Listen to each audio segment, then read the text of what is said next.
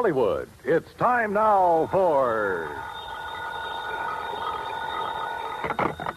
Johnny Dollar. Pat McCracken, Johnny, Universal Adjustment Bureau. Hi, Pat. What's on your mind? $75,000. Yours or somebody else's?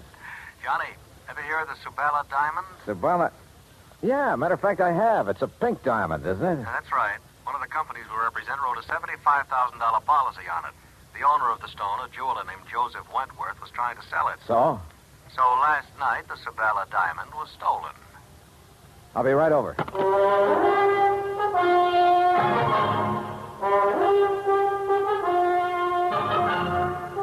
Bob Bailey in the exciting adventures of the man with the action-packed expense account. America's fabulous freelance insurance investigator. Yours truly, Johnny Dollar.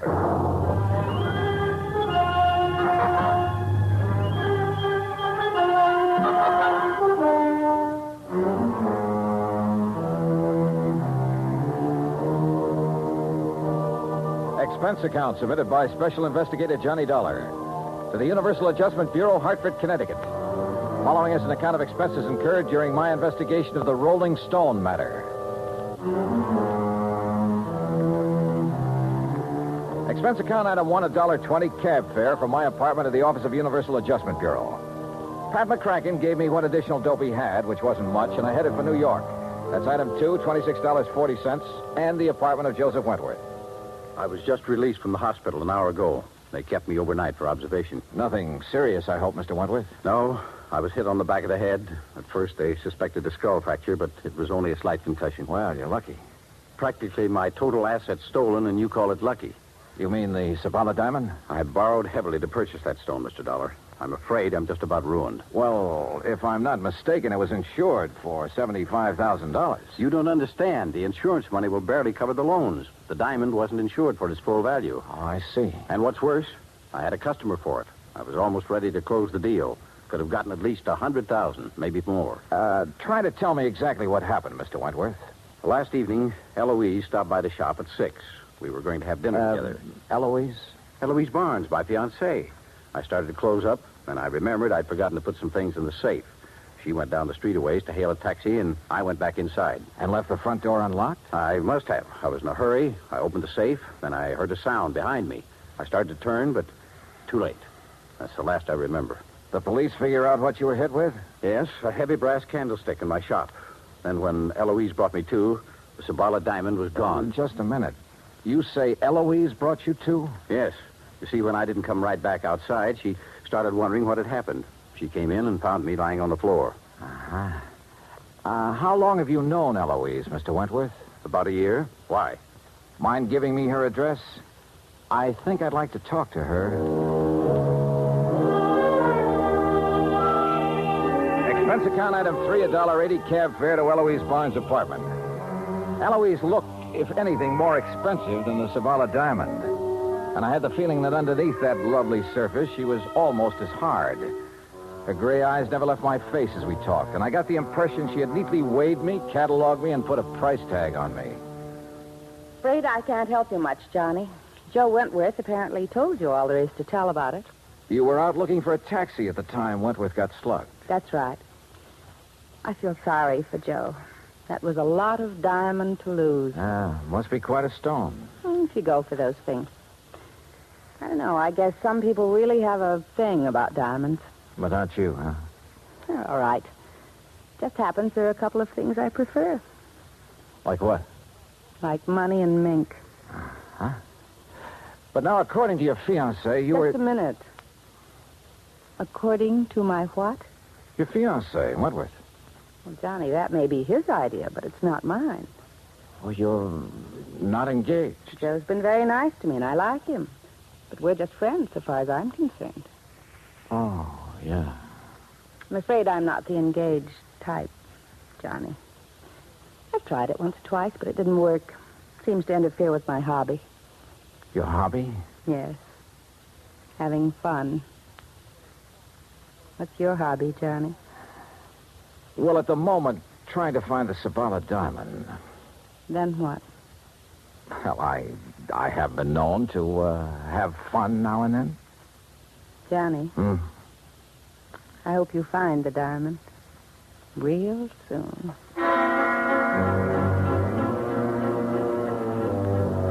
The invitation was printed in large type, but this was no time for an RSVP, especially since I remembered Wentworth mentioning a customer who had been anxious to buy the diamond just before it was stolen.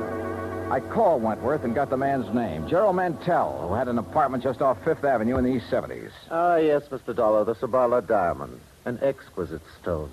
The pink radiance of it when it caught the light. Positively hypnotic. Such a pity it was stolen. Mr. Wentworth tells me he was negotiating with you for the sale of that diamond. That is correct. Unfortunately, we had reached a stalemate yesterday.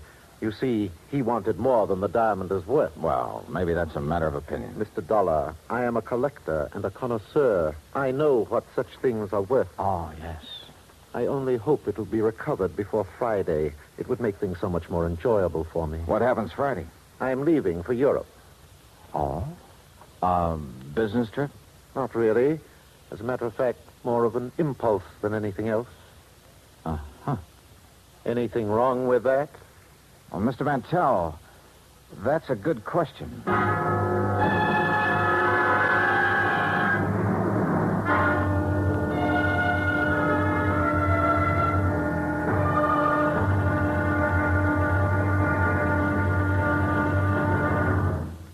Act two of yours truly, Johnny Dollar, in a moment. Our flag now numbers 50 stars. And behind each star there stands yet another flag representing one of the 50 states. Alabama's state flag is of St. Andrew, the symbol of the Confederacy and the national flag of Scotland. Alabama's state capital, Montgomery, served as the first capital of the Confederacy, and it was on the steps of its Capitol building that Jefferson Davis took the oath of office as President of the Confederated States of America. The Scottish cross is in the form of an X, or saltire, and is also found on the state flags of Georgia and Mississippi. Perhaps it is the independent, rugged spirit of the Scots that recommended its national symbol to the Confederacy as a symbol of its rebellion. Alabama's state flag, the flag of the 22nd state to enter the Union, was adopted on February 16, 1895. And now, Act two of yours truly, Johnny Dollar and the Rolling Stone Matter.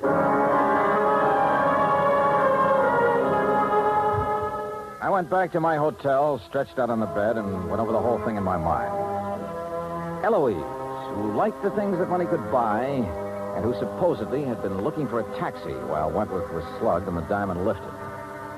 Then there was Gerald Mantell, the collector, who was now suddenly leaving for Europe.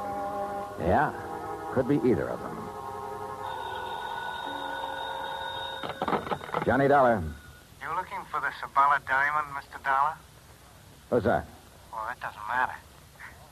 I know where the diamond is. Oh, where? Not so fast, Dollar. I'm sure the insurance company you represent would pay quite a bit to get that stone back. The question is, how much? Oh, there's a bigger question than that, friend. Whether you're on the level or not. Suppose I can show you the case the diamond was kept in. Would you be convinced then? Maybe. Antonio's bar on East 53rd? Yeah. Maybe there in an hour. Now, wait a minute. How'll I know you? I'll know you. Hey, wait a minute.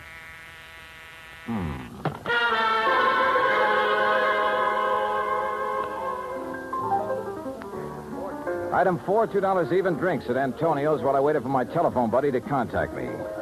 A half hour went by. Nothing happened. Then somebody came in and went to a corner booth. Not the person I'd been expecting, but just as interesting. So I went over. Hello, Eloise. Johnny, sit down. Oh, thanks. Expecting someone? All sorts of people. But this is a pleasant surprise.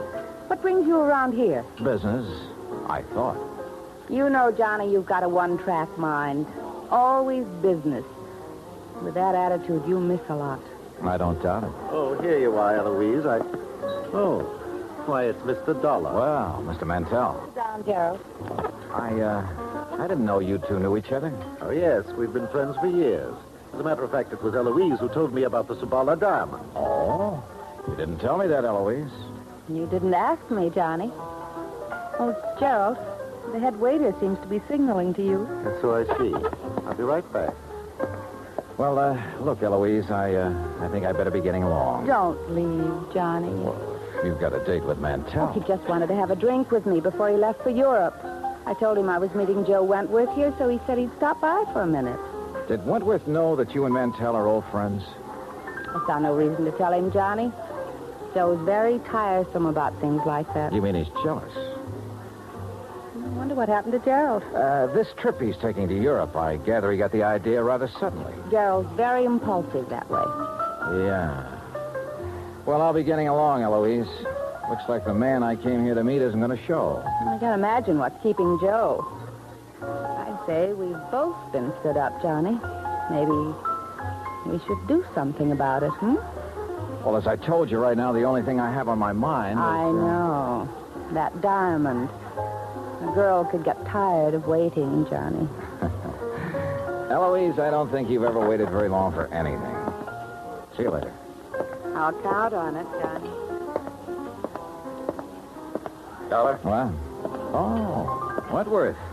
We were wondering what had happened to you. Mr. Dollar, I'm certain you're a very efficient investigator, but it seems to me that you've questioned Eloise all you need to. Oh? Or have your conversations with her now reached the unofficial stage? Oh, now look, If Wentworth. that is the case, and I suspect it is, I'd better remind you that Eloise... Maybe is I'd better remind you of a couple of things, Wentworth. In the first place, you... Mr. Johnny Dollar. Yeah, over here, wait. Dollar. Oh. Mr. Dollar, it's a note and a package for you, sir. A gentleman just left it with me. Did he give his name? Oh, no, sir, no. But he was a short man, stocky, and he wore a gray suit. Okay, thanks. Here you go. Oh, thank you. As I started to say, Hold Dollar... on, will you, Wentworth? Couldn't take a chance contacting you. Somebody was following me. Contents of the package will show you I know what I'm talking about. We'll contact you later. What's this all about, Dollar? It's from a man who phoned me a couple of hours ago. If it's what I think is, and his package... Yeah. Empty jewel case. Your name on it, Wentworth. What? That's the case I kept the Sabala diamond in. Yeah. See you later, Wentworth. Where are you going, Dollar? Back to my hotel room and wait to hear from him. I went outside and started for the corner to grab a cab. As I passed the alley, I spotted something sprawled on the ground. A body. It was Gerald Mantell.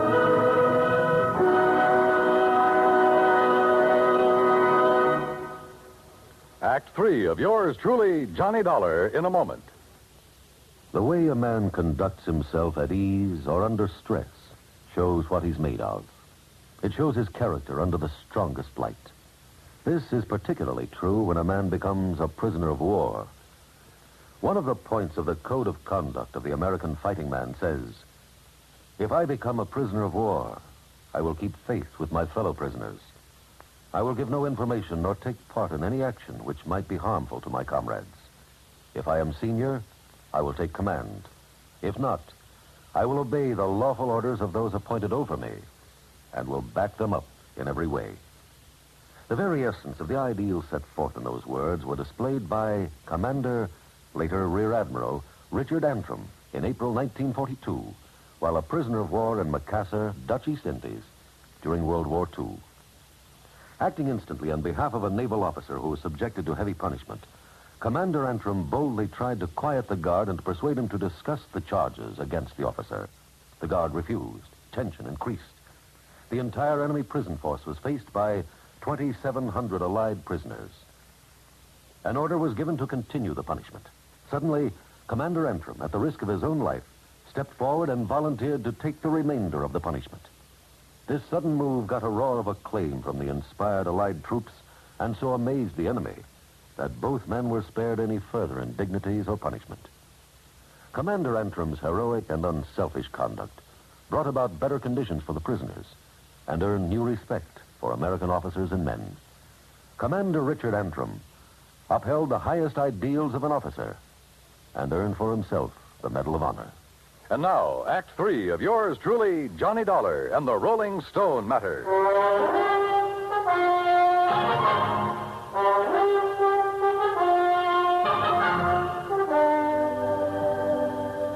on, Mantell. Mantell. Come out of it. Come on. My head. Here. I'll help you. All right, easy now. Are you okay? Just So, who did it? I don't know, Dollar. The head waiter told me taxi driver wanted to see me outside. I came out, but there was no cab in sight. I thought he might be at the corner, so I started walking. Past the alley here? Yes. Mr. Dollar, why would anyone want to beat me up? I can think of one possibility, Mantell. Yes? You wanted the Sabala diamond pretty badly, but Wentworth wouldn't sell at your price. Are you suggesting... I'm suggesting you lifted the diamond and somebody was trying to get it back from you just now. But I don't have the diamond. I never did. Maybe you know where it is. No, I swear I don't. As for getting beaten up just now, I'm every bit as much in the dark as you are.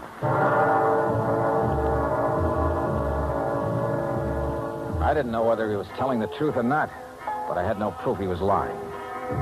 Item 5, $1 even, a pot of coffee in my hotel room while I tried to pull some threads together, but they didn't pull. If Mantell had the stone, who'd phoned me and sent the empty jewel case to convince me he had information? How did he Yeah, coming. Oh, Wentworth, come in. Hey, Mr. Dollar, I have some information that will interest you. Yeah? Yes, first, though, I owe you an apology for, well, flying off the handle when I saw you with Eloise at Antonio's. Okay, so you're touchy about Eloise. Now, what's the information? Well, just a few minutes ago, a man telephoned me at my apartment. Huh? Yes, I think he was the same one who phoned you and sent the empty jewel case. Well, what'd he say? That he knew where the diamond was, and for a price would furnish the information. Ah. Now, I wonder why he suddenly switched negotiations from me to you. Well, perhaps he thought it too dangerous to continue with you. Yeah, maybe. Speaking of danger, I wish I could locate this character before something happens to him. That's the point, Mr. Dollar. I think I know where he is. How? Well, he must have placed his call to me through a switchboard, because I heard an operator in the background saying, Hotel Maysfield. Hotel Maysfield, huh? Thanks for the lead, Wentworth. I'll check with you later. I headed for the Maysfield and described the man I was looking for to the desk clerk. The clerk said his name was Krause, that he'd checked out that morning. This I didn't get because he'd called Wentworth from the hotel shortly before. I had the clerk let me into Krause's room, hoping I could find some lead on where he'd gone. I did. A scratch pad with the imprint of a pencil still visible. A phone number and a name, Cathcart Hotel. I headed there fast and was referred to room 413.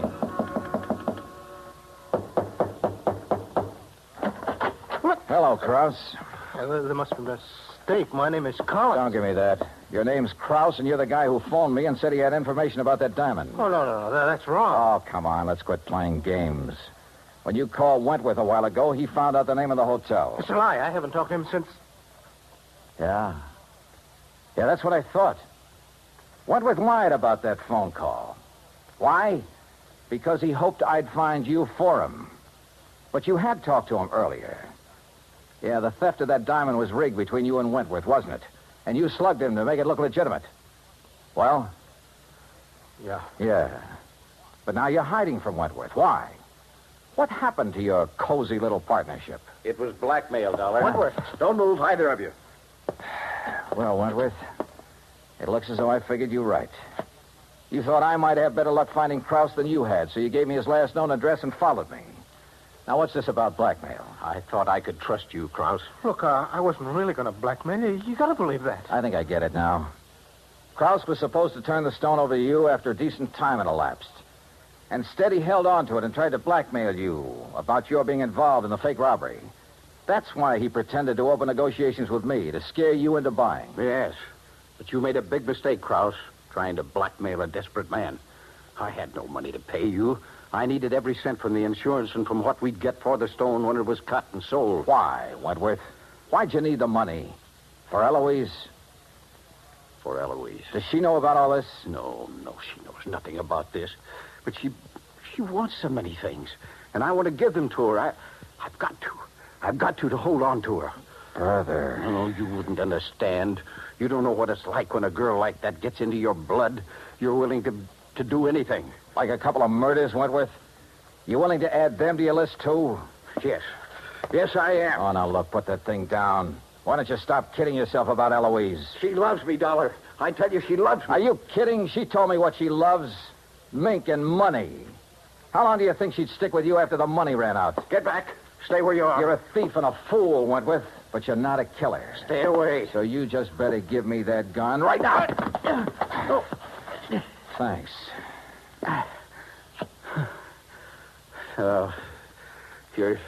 You're right about Eloise.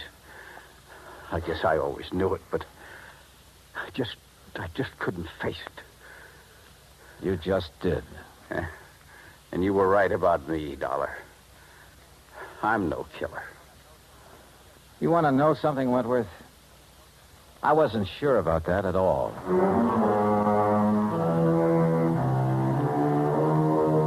Expense account total, including the trip home, $146 even. Remarks? Krause handed over the diamond. He and Wentworth are both in custody. It was Wentworth who beat up Mantell for hanging around Eloise. And Eloise, last I heard, she was going her merry way, having fun, as she calls it. I never did accept her invitation to join her after the diamond had been recovered. And I'm not about to. Yours truly, Johnny Dollar.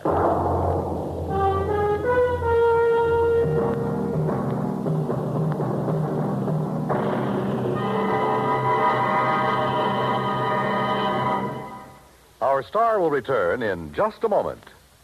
Our flag now numbers 50 stars, and behind each star there stands yet another flag representing one of the 50 states. The origin of Hawaii's state flag has been the subject of much debate. It is now believed that it was the work of foreign advisors to King Kamehameha. Legend also has it that it was designed at the request of King Kamehameha by George Beckley, an English sea captain. The flag consists of 8 horizontal and alternating stripes of white, red, and blue, representing the 8 major islands in the chain. Also represented is the British Union Jack, a reminder of Captain Vancouver, who on his voyage around the world in 1794 gave King Kamehameha a British flag and the promise of British protection. The Union Jack is also a reminder of Captain James Cook, who discovered the Hawaiian Islands in 1778. Hawaii's state flag, the flag of the 50th state to enter the Union, was adopted in 1845. Now, here is our star to tell you about next week's story. Next week, well, the title of the yarn is The Ghost-to-Ghost Matter, and the story lives up to it. So join us, won't you? Yours truly, Johnny Dollar.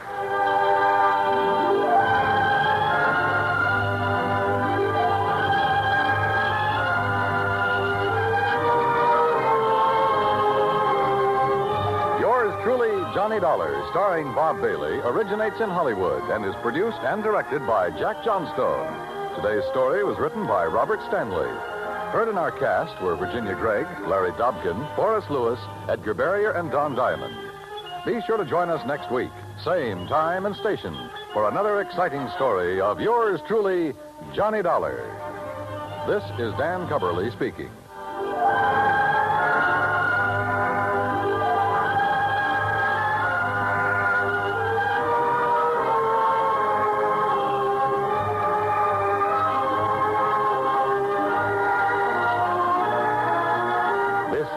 United States Armed Forces Radio and Television Service.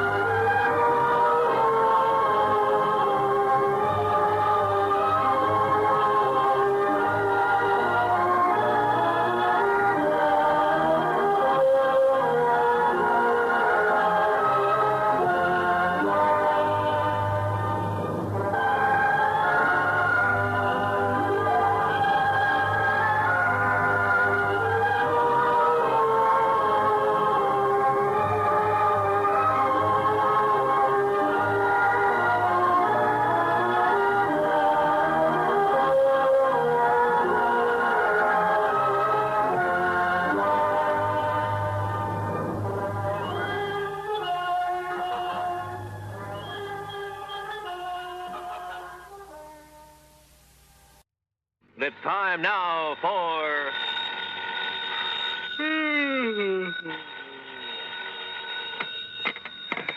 Johnny Dollar. Hi, Johnny.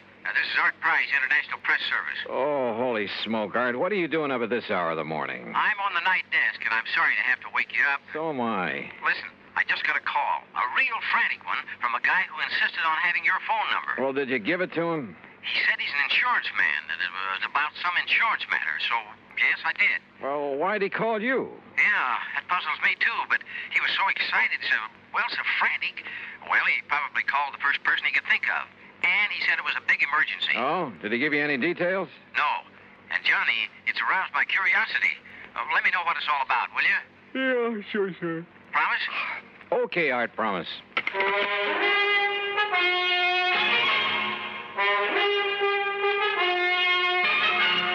Bob Bailey in the exciting adventures of the man with the action-packed expense account, America's fabulous freelance insurance investigator. Yours truly, Johnny Dollar.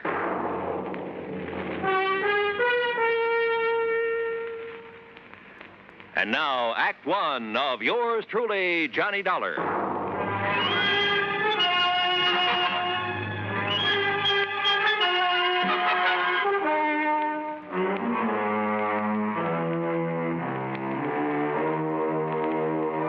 Expense account submitted by Special Investigator Johnny Dollar. The State Unity Life Insurance Company, Home Office, Hartford, Connecticut. Following is an account of expenses incurred during my investigation of the ghost-to-ghost matter. I'd no sooner rolled over in the hope of getting back to sleep when the phone beside my bed started jangling again. Oh, nuts. Johnny Dollar.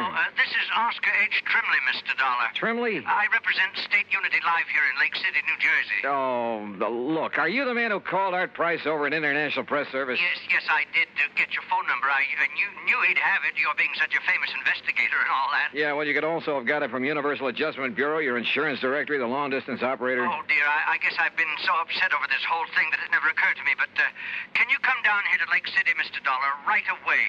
Well, it depends. What's this all about? Ian McAndrews. Who's Ian McAndrews? Oh, don't you know? He's the man who founded Lake City. So what's happened to him? He's dead, Mr. Dollar, or rather, he isn't. Huh? Well, that is to say, he died, Mr. Dollar, about 5 years ago. And? Well, in due time, of course, we paid off the claim on his life insurance policy, $55,000. Everything in order and perfectly all right. Well, then? But now... Oh, no, Mr. Dollar, you just won't believe it unless you come here and see for yourself. Oh, won't believe what? Ian McAndrews has come back. Huh? Either he or his ghost has come back here. Oh, now, wait a minute. No, it's true. It's absolutely true, sir. Ian McAndrews is haunting Lake City. So please come as quickly as you can. I'll think about it. Oh, dear, is that the best answer you can give me? Yeah, I'm afraid so, until I see how things line up for me these next couple of days. Goodbye, Mr. Trimley. Think about it. I could hardly wait to grab a train. But I didn't want Oscar Trimley to know that. Because I had a strong suspicion that if you can catch a ghost off guard, you'll be one up on him. Expense account item 1, the promised phone call to Art Price at International Press. Are you kidding, Johnny? No, I'm deadly serious, Art. But a ghost in a little New Jersey. Yep, I'll keep in touch. Then I remembered Nancy. Nancy Turner, an old flame, or rather, a young old flame. She'd said something one time about taking up investigation of the supernatural. So, expense account item 2, another dime for another call. You old rascal, Johnny, you haven't called me in ages. Well, you know how it is. Look, Nancy, did you ever go ahead with your study of psychic investigation? Psychic... Oh, no, Johnny. I found I'd have to read a couple of hundred musty old books, so I gave it up. Oh, well, that's too bad. Oh, why? Well, I've got to run over to Jersey to investigate a haunted town. A haunted town? How thrilling. Except that such a thing is impossible. Oh, it is? Sure, but I'd kind of thought that maybe you were still... Well, I guess we better forget it. Forget it nothing. I'm going with you. Oh, no, wait, No excuses. I'll put on my face and another dress and be waiting by the time you can get here. Yeah, but look, honey, Huh? Johnny. Okay, Nancy, I'll pick you up.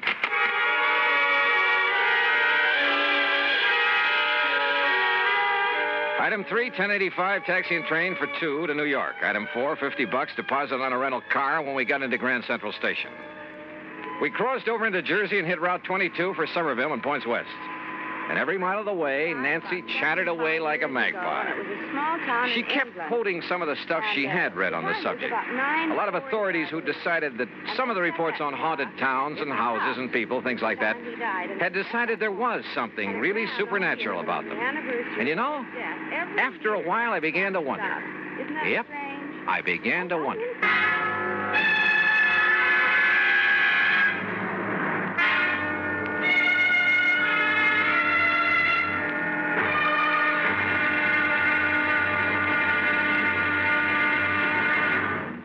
Act 2 of yours truly, Johnny Dollar, in a moment. And now for another episode in the life of Sergeant Donald Bellwether, my husband.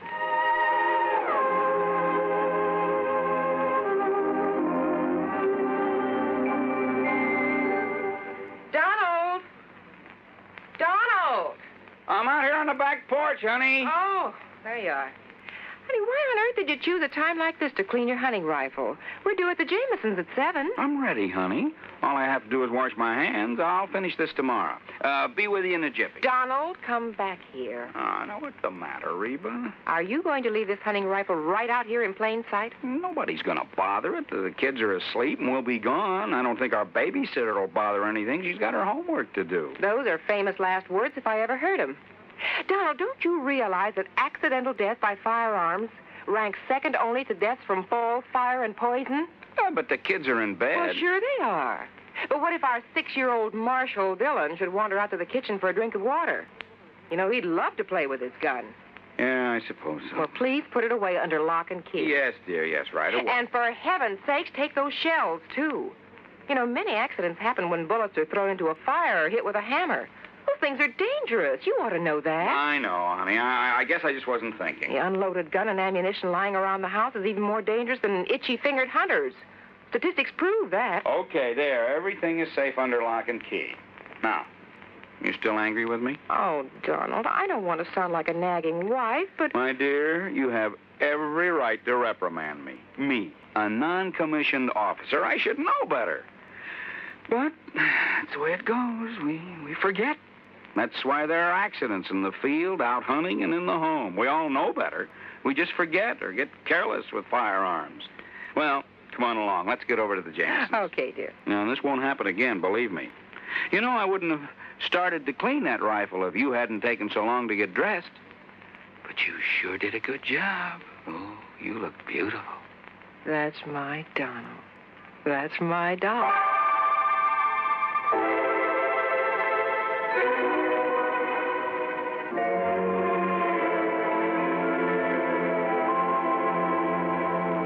And now, Act 2 of yours truly, Johnny Dollar and the Ghost to Ghost Matter.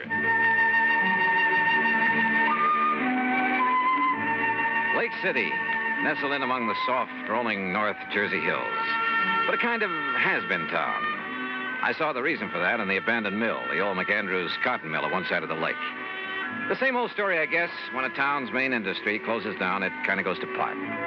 Nonetheless, it was a charming little place. Population, maybe 400 or 500. When we finally located Oscar Tremley's insurance office, we found a bit of a gathering there. And Mr. Dollar, that is Miss Turner and Mr. Dollar. This is Charlie Reed, I'm very happy to know you. Foster, and Bill. Tony Gray. Bill. We're sort of local businessmen's club, Johnny, you know. Okay, then let's get to the point. Sit down. Thank you. Johnny, I thought over the phone that you were turning us down. Well, I changed my mind, and when I thought of Nancy and her knowledge of the supernatural... Good. That's what we need. Yes, you're right. Well, I am interested in the subject. We're all a little worried about it. Tony isn't kidding. I think we're a pretty level-headed bunch, but, well, this thing has us scared. That's putting it mildly. If it really is his ghost that's plaguing us... Oh, now, you don't seriously believe in ghosts. I'll tell you this. I never did before, but now, well, wait and you'll see. Gee, Johnny. Well, suppose you tell me what's going on. Well... No, Johnny. You'll have to see for yourself. And here. Yes, Charlie, and here. And that means waiting until midnight. Midnight? Sure, Mr. Dollar. Well, just why, Bill? You'll see. Yes, and meantime, you can look around...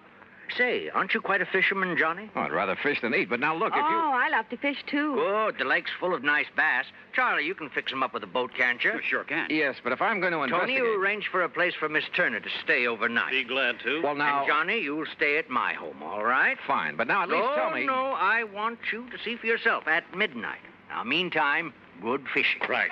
Now, I've got to get back to the shop before Mrs. Bixley starts screaming about her high pipe. See you later. Yeah, and I'll come back to the office and arrange somewhere for Miss Turner to stay. See you later. See you, Tony. Now, if you folks will come over to the print shop with me, we'll pick up the keys to my boat and some tackle, and you can be on your way. Look, can't you at least give me some idea? Nope, not a thing until midnight.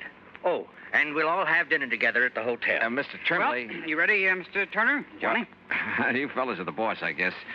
Fishing, Nancy? I'd love it. I'll even give you some of the fast strike hooks I use. Okay, then, let's go. There was something slightly screwy about the whole thing. And I don't mean just the talk of a ghost. But when I go fishing, and at company expense, well, who's to complain? So Nancy and I spent the rest of the day on the lake. Matter of fact, she caught the big one. By dinner time, we were starved, and the little hotel served us not only excellent cocktails, but a regular banquet, complete with champagne. You enjoying it, Miss Turner? I love it. Only why don't you call me Nancy? Sure, why not? Charlie, I'll tell your wife. Now, Tony, you stay out of this. Mr. Trimley, about this ghost business. This champagne, you know, comes from the old Leland Stanford vineyard. Oh, yes, and it's fine. Finest I know. But it's time we talk about your ghost. Say, you land any big ones out on the lake? Yeah, Bill. Nancy got a 4-pounder. But now listen, would you... Another thing about this fine California Say, didn't wine. I see you navigating the boat, Nancy? Listen, will you please? Fella got one last year, weighed 6.5 Look, fellas, Got it over near the old cotton. Hey, fellas, look, please, will you tell me a little bit about... All I want to know is...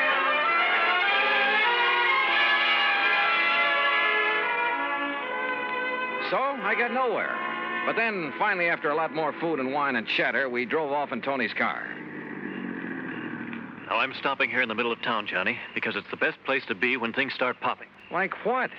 Hey, when are you fellas going to stop this runaround and start making sense? You'll see, you'll see. I'm all excited.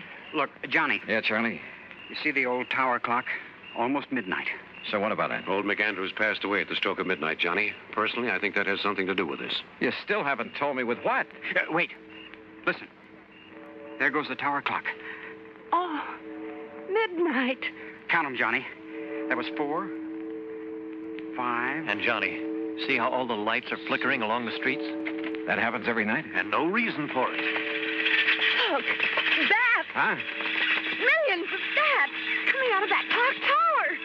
Yeah, I see him. But I don't... What under the sun is that? That's the ghost, wailing.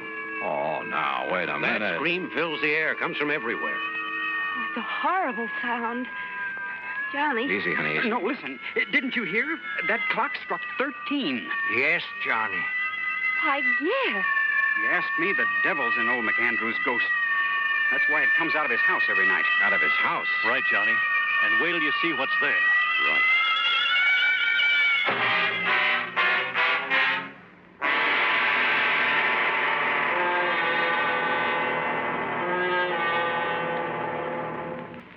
Act 3 of yours truly, Johnny Dollar, in a moment. Do you know who said, "They that can give up essential liberty to obtain a little temporary safety deserve neither liberty nor safety"?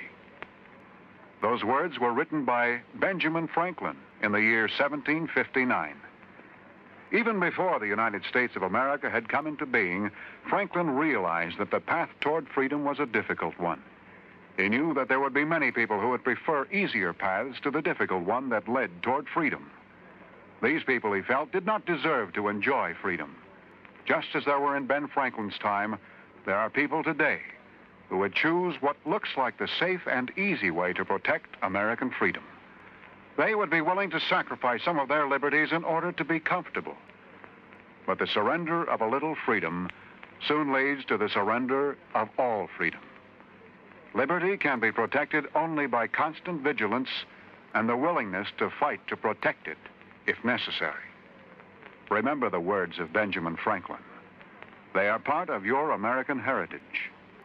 Temporary safety must never be purchased at the price of liberty. And now, Act 3 of yours truly, Johnny Dollar and the Ghost to Ghost Matter.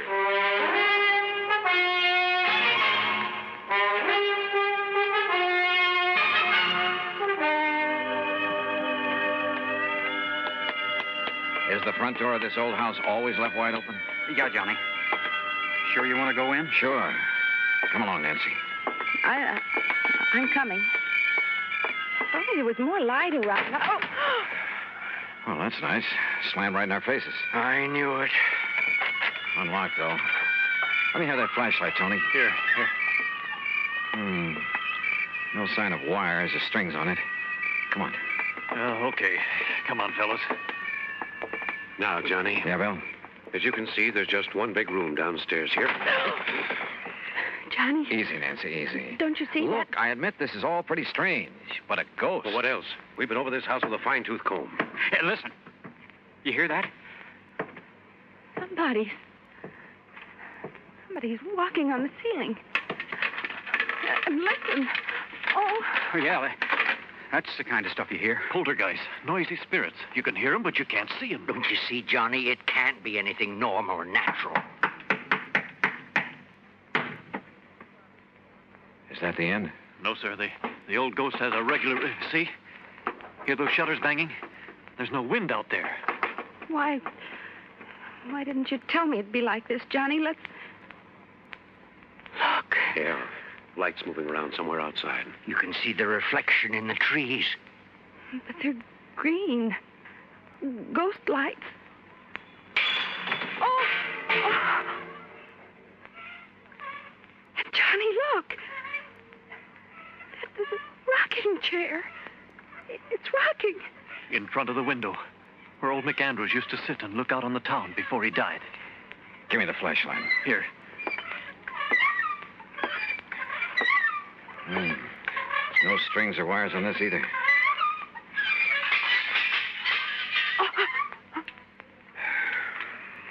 Well, that's the end of it. The same crazy routine every night. It's the ghost of Ian McAndrews. That's all there is to it. Well, from what you fellas have shown me tonight, it kind of looks that way. It is, Johnny. But tomorrow I want to investigate these things in broad daylight. I investigated all right, the old house, the clock tower, everything I could find. And thanks to the help of the boys, we covered a lot of ground. Result? Nothing.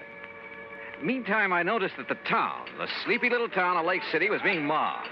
People from all over, streets jammed with cars. And as we sat down at lunch in the hotel... Miss, waitress, will you please bring me another cup of... Oh, dear, she didn't hear me. Where'd they all come from? Yeah, business has certainly picked up around here. Why, yes, I'd noticed that. Any idea why, Bill? Not the least. No wonder Tony couldn't be with us for lunch. And Charlie's at his print shop getting out an extra. Hey, excuse me. Aren't you Johnny Dollar, the investigator? Yeah, that's right. Man, can I use you? Now, just let me get a picture. Well, now, wait. Hold it. Okay, Johnny. Thanks a lot. Hey, that photographer's from one of the New York papers. No kidding. Oh, really? Listen, if Art Price at International Press gave out the word about this ghost story... Oh, now, Johnny... Okay, Nancy, you all finished? Uh-huh. Then, Oscar, Bill, we're going to leave the check with you and pull out. You mean leave town? Yep, going back to Hartford. But, Johnny... I've investigated, I've come up with nothing. So there's no point in staying around any longer. Oh, Johnny. Thanks a lot, fellas. And, Oscar, I'll send you my expense account. Come on, Nancy. Give up? Hardly. Sure, Nancy and I hit the highway, but for only a few miles. Then shortly after dark, we drove back. And for a couple of hours, for 3 or 4 hours... Well, anyhow, shortly before midnight, Nancy and I walked quietly up on the porch of Oscar Trembley's insurance office. You mean you didn't leave a message at my office to be here tonight? I certainly didn't. I found a message from Charlie. Are you kidding? Somebody left a message at my print shop to be here. And I got one at my radio shop. Well, I'll be Good girl, darned. Nancy. Now, I want... And, of course, they couldn't know your handwriting. Wait a minute. There's somebody outside. Huh? Johnny. What's he for? Good evening, gentlemen. Why, I thought you'd left town, Johnny. What are you doing back here? That's right. I wanted you to think so. Well, listen. The old tower clock has started to strike midnight. Oh, yeah, that's 5, 6. Boys, I suddenly realized that in all my investigation this morning, I was being handicapped by what I thought was help. What do you mean, Handicapped? Johnny? Yeah, what's that? I had too much help. 2 or 3 of you were with me every second. Oh, we wanted to be sure you wouldn't overlook anything. That's right. You wanted to be sure I would overlook a few things. Huh? Now, wait. That's 11, 12.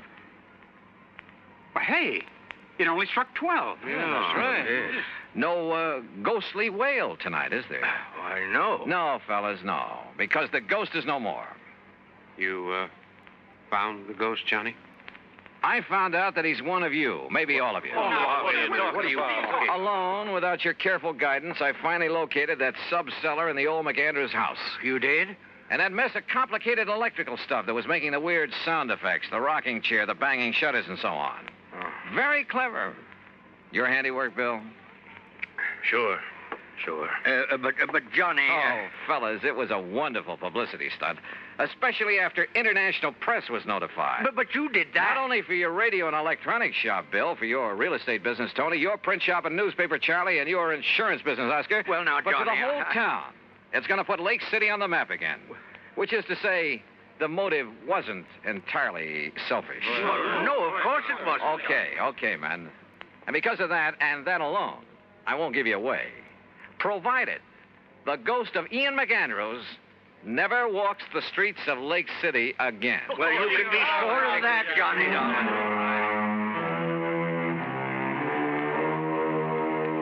I don't know.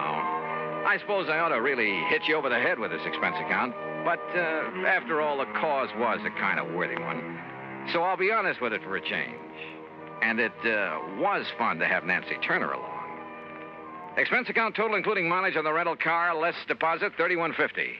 Yours truly, Johnny Dollar.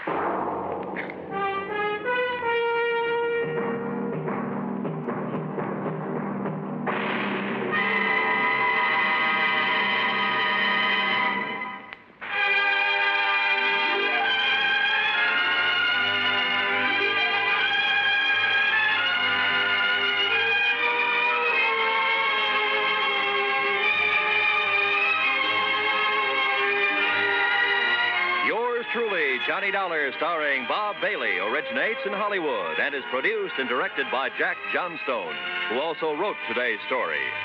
Heard in our cast were Virginia Gregg, Forrest Lewis, Joseph Kearns, Russell Thorson, Sam Edwards, and Bob Bruce. Be sure to join us next week, same time and station, for another exciting story of yours truly, Johnny Dollar. This is Roy Rowan speaking.